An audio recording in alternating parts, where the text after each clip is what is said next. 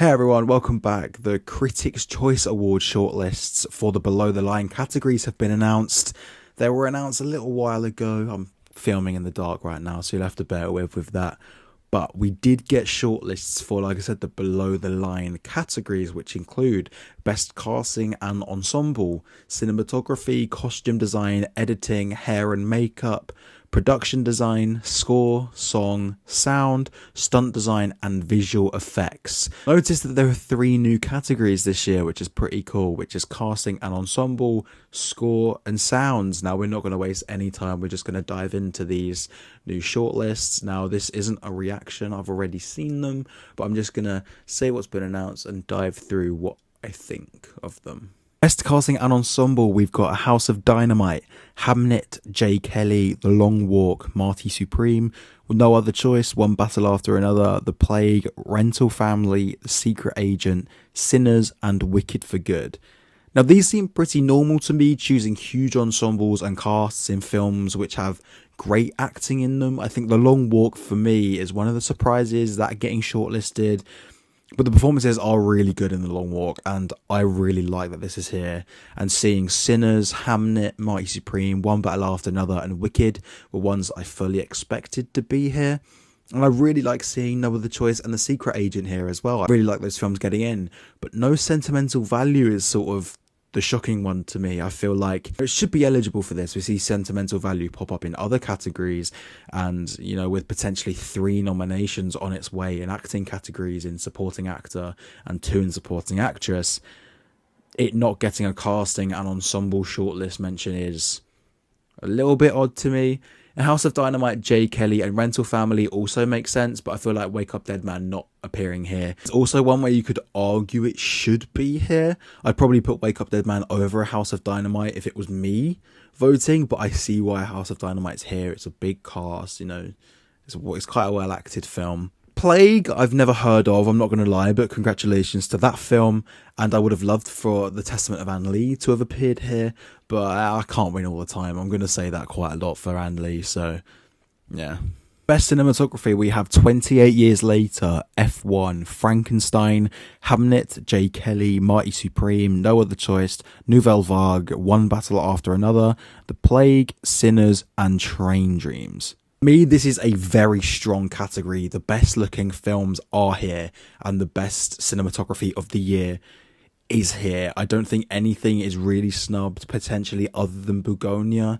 Avatar can still get nominated. It just hasn't screened yet. I know with the ballots, they can still vote for films that haven't been released yet if they hit a certain date. So Avatar will still have the opportunity to get recognised in a lot of categories, and that's the same for other films releasing in December, as long as they screen by a certain time. I'm really happy that Train Dreams is in here. It's one of the best looking films of the year. Seeing F1 and 28 Years Later is also really nice as well. I think the cinematography in those is really great. I haven't seen 28 Years Later, but I've heard very good things about the cinematography there. So yeah, I think this is a really, really good category. Best production design, we've got A House of Dynamite, F1, Fantastic Four First Steps, Frankenstein, Hamnet, Hedda, Mighty Supreme, No Other Choice, Roofman, Sentimental Value, Sinners, and Wicked for Good. Now, this is where it does get a little bit weird, I must admit. Now, again, Avatar hasn't screened, but I'd say the rest of the expected 5 nominees are here. Frankenstein, Wicked, Sinners, Mighty Supreme, Hamnet, and then Avatar making a 6.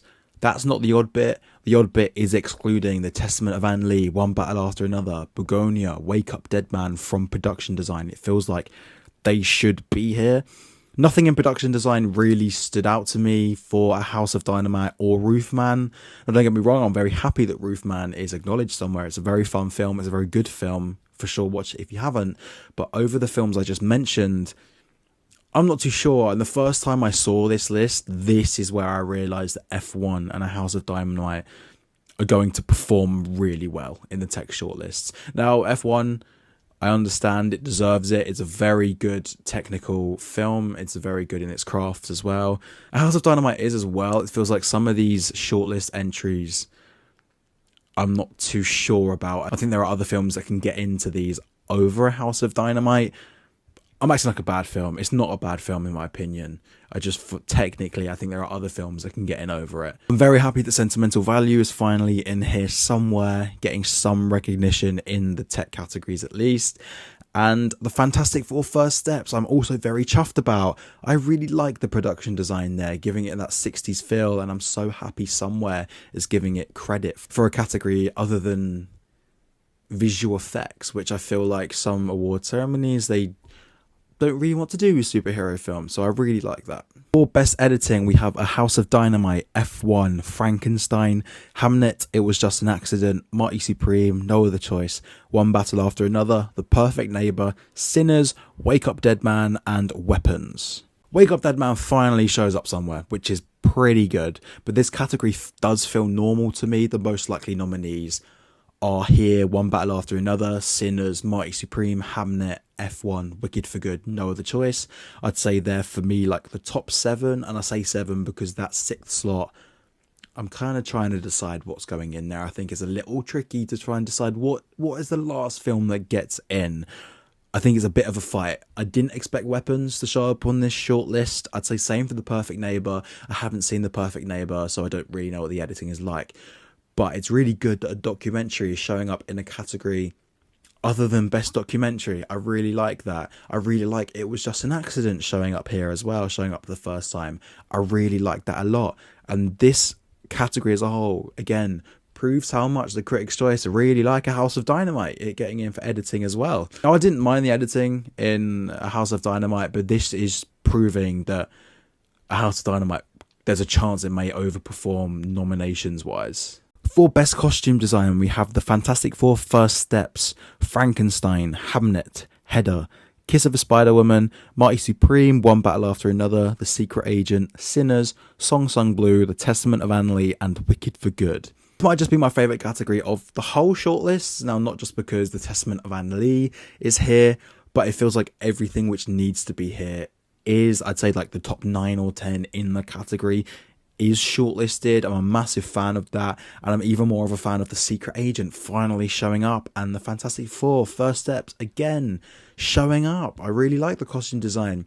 I'm proving to myself to be a massive Fantastic Four fan here, but I just really like it when films, Marvel films or DC films, they are really good in other crafts and they're getting recognition. I mean, it's not going to get nominated, but it's getting shortlisted. So fingers crossed. And The Kiss of a Spider-Woman, Song Sung Blue, haven't seen either of them, but I have seen videos and I have seen trailers, I have seen photos, and it looks like it deserves this as well. It deserves this shortlist, so I can respect that. Best Hair and Makeup, we've got 28 Years Later, Begonia, Frankenstein, Hedda, Kiss of the Spider-Woman, Cocoa, Sinners, The Smashing Machine, Superman, The Ugly Stepsister, Weapons, and Wicked for Good. Much like costume design, I'd say the top 9 or 10 are shortlisted here, which is good. I like it. Hedda is racking up quite a few shortlist entries. I really, really like that. Superman also showing up for the first time. That's great. I feel like Superman and Fantastic Four do have good techs and crafts to them, so rewarding them, even with shortlist entries, not nominations, is still great. Begonia shows up for the first time as well. That's great. I feel like it should have showed up a bit more in some of these shortlists. I feel like it's probably going to get snubbed quite a bit, which is a lot of annoying, but it is one of my favourite films of the year, so maybe I'm showing a bit of favoritism or bias there. Best visual effects is F1, The Fantastic Four First Steps, Frankenstein, How to Train Your Dragon, Mickey 17, Mission Impossible The Final Reckoning, Predator Badlands, Sinners, Sketch, Superman, Tron Ares, and Wicked for Good. Everything that should be here is here, other than Avatar, but obviously with the screening, that'll get in, that'll win everywhere. A lot of the bigger blockbusters often tend to show up in this category, which can be won by these big blockbusters, which is really, really nice. In this category, there's no surprising omissions, but also there's no surprising shortlisted either. Best stunt design, we have Ballerina, F1, Frankenstein, Mission Impossible The Final Reckoning, One Battle After Another, Predator Badlands, Sinners, The Smashing Machine, Superman, Thunderbolts, Warfare, and Wicked for Good. This category feels pretty normal. I'd say the most notable not here is The Running Man, but I sort of expected that. A lot of critics just didn't like the film, so it makes sense that they wouldn't shortlist it in this category, even though I think the stunts are quite good. And what I like about this category is that the stunts are very different. You've got like the Smashing Machine with the UFC choreography, you've got Ballerina with the action, same with Mission Impossible. Like you got Warfare with the war film, Wicked for Good with like the flying stuff. I'd say Superman is very similar to that as well, but it's also got action in it. Like there's a massive, just varied of stunts here. Thunderbolt's getting in as well. It's somewhere. It's getting recognition somewhere. I really loved Thunderbolts. So that's really, really good. And the stunt design is very good in Thunderbolts. It does feel like Mission Impossible will be winning this. I mean, it's a Mission Impossible film. They're always just an absolute spectacle for stunt films. Best in Original Song, we have Clothed by the Sun from The Testament of Anne Lee, Dear Me from Diane Warren Relentless, Drive from F1, The Girl in the Bubble from Wicked for Good, Golden from K-Pop Demon Hunters, Highest to Lowest from Highest to Lowest, I Lied to You from Sinners, Last Time I Seen the Sun from Sinners, Lose My Mind from F1, No Place Like Home from Wicked for Good, Pale Pale Moon from Sinners, and Train Dreams from Train Dreams. Now this feels like half expected, half surprising. When I made my Best Original Song video, I left out the F1 songs, mainly because to me then they're just not that special, you know. But I would be lying if I said that I didn't listen to Lose My Mind much. But for two of the F1 songs to be here, it's kind of mental to me. It just proves to me how much Critics' Choice love the F1 film. A lot of what I mentioned in that original song video is here, which is pretty cool. It sort of shows that my predictions aren't terrible. I didn't expect 3 Sinners songs to be shortlisted though in the slightest. I was under the impression that Sinners were just going to campaign 2 songs. I checked the For Your Consideration recently, like about 2 hours ago. I redouble checked it and it is only 2 songs on there, so I Lied to You and Last Time I Seen the Sun. So Pale Pale Moon getting in shows how much the Critics' Choice love Sinners. I mean, it's a great film, one of the best films of the year, so it makes sense. Dreamers won, the Avatar song will probably compete for the nomination as well, and Diane Warren getting shortlisted as well. Pretty cool. Maybe she can get into the Critics' Choice. She hasn't gotten into the Critics' Choice for a little bit, like about 5 or 6 years, so that'd be pretty interesting if she gets in there. And Train Dreams getting that shortlist as well has me very excited as well. Best in the Original Score, we have Volker Bertelmann for A House of Dynamite, Joachim Fendrix for Bugonia, Hans Zimmer for F1, Alexandre Desplat for Frankenstein, Max Richter for Hamnet, Hilda Guðnadóttir for Hedda, Daniel Lopatin for Marty Supreme, Johnny Greenwood for One Battle After Another, Johan Lennox for The Plague, Ludwig Göransson for Sinners, Kangding Ray for Sirat, and 9 Inch Nails for Tron Ares. If I pronounced any of those names wrong, I'm very sorry. I'm getting the impression that my suspicions of Wicked's eligibility for score is right, and then it's just not original enough compared to the last film. So that's probably why it's not here, so I might take it out of the Oscars. I think I had it out anyway, but I might just fully take it out. I think the top 6 for me are here: Sinners, One Battle After Another, Marty Supreme, Hamnet, Frankenstein, and you could say Bugonia. I think that's that 6th spot is a bit, I'm not too sure on, but I mean, the amount I love F1 could get the nomination here out of this list. House of Dynamite shows up again, and my stance on that score is very conflicted because I really like the score, but it felt like exactly the same as Conclave. And I also really liked the Conclave score as well. It just didn't feel like there was much of a difference, if that makes sense. But it's a good score. Like, I'm happy it's shortlisted, if that makes sense. I haven't seen Sirat. I haven't heard Sirat's score, but that film showing up is great. I've heard great things about Sirat. I've heard good things about the score as well. So it's good that that showed up. Now The Plague has shown up again. I never even heard of this film before today, so I need to research that film. It's shown up quite a fair amount now, so remember have a look into that. And I think that Tron Ares is a very nice touch. I liked Tron Ares. I'm probably the only person that liked Tron Ares, but I did like it. And the score and visual effects were my absolute favourite things about that film. So seeing Tron show up in score and visual effects, I really like. Finally, best sound design. We have A House of Dynamite, F1, Frankenstein, Hamnet, If I Had Legs I'd Kick You, The Lost Bus, One Battle After Another, Sinners, Sirat, Superman, Warfare, and Wicked for Good. Now, there are some films in here that I just haven't seen. Like, I'm going to say it now. Sirat, Warfare, and The Lost Bus. So I can't say too much on those, but I have heard unbelievable things about the sound in Warfare, so I'm very happy it got shortlisted here. Whenever I speak to people about Warfare, the first thing that they mention is the sound design, so it's good that it's in here. Though the rest of the shortlist is pretty expected, and I'd also give Avatar a good chance in this category. Like, it will really give this category a good go at that nomination, and I absolutely love that they shortlisted If I Had Legs I'd Kick You.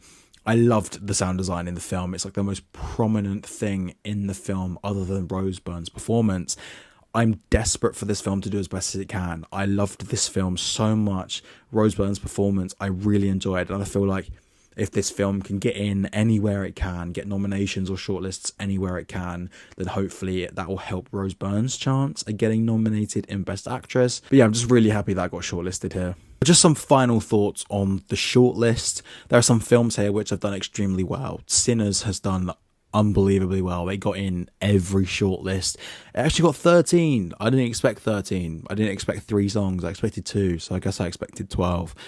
F1, Wicked, Frankenstein, A House of Dynamite performed really well. And for F1, Frankenstein, and Wicked, it makes sense because the text and craft are very impressive in these films. For House of Dynamite, I feel like it overperformed, but these are shortlists. They're not nominations. I need to remember that. It does feel like Critics' Choice are going to love A House of Dynamite, and they're going to love F1 even more. So when I make my predictions for Critics' Choice, I need to remember A House of Dynamite and F1. Sentimental Value could have popped up just a little bit more, but I'm aware that main player is the acting, directing, and writing categories.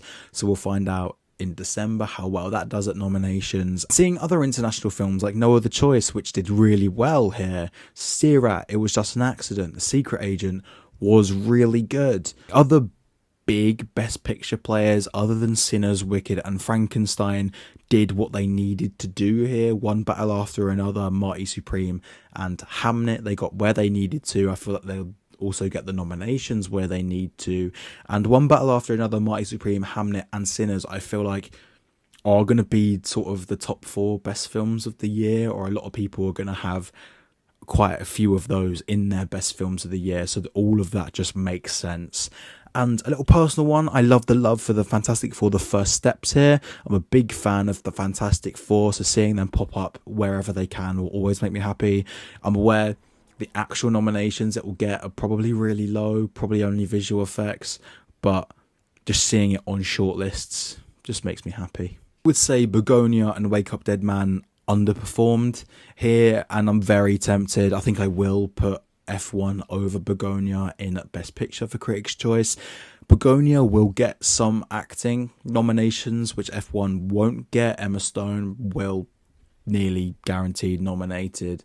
Jesse Plemons is one that could happen, it might not, but I think just the amount of text that F1 has got shortlisted, and it will get quite a few nominated. It just seems like Critics' Choice are really loving F1, so I will change that Best Picture prediction.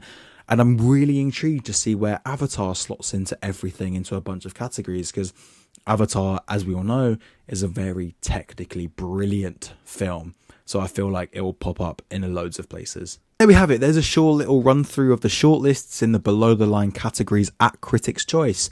And we can now properly start to predict what's going to happen at the beginning of December when nominations are announced for Critics' Choice.